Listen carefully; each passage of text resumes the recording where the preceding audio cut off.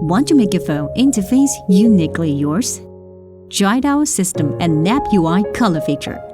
Go to Settings, then enter Lock Screen and Wallpaper, and click on Color and Style.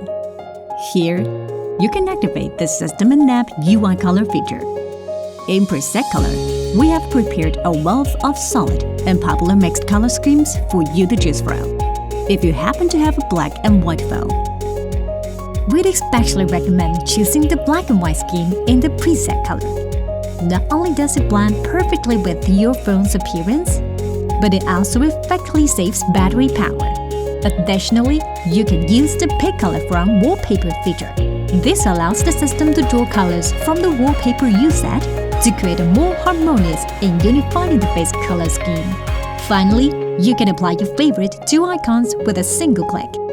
Match different moods with different colors. Get started now to create your exclusive phone interface.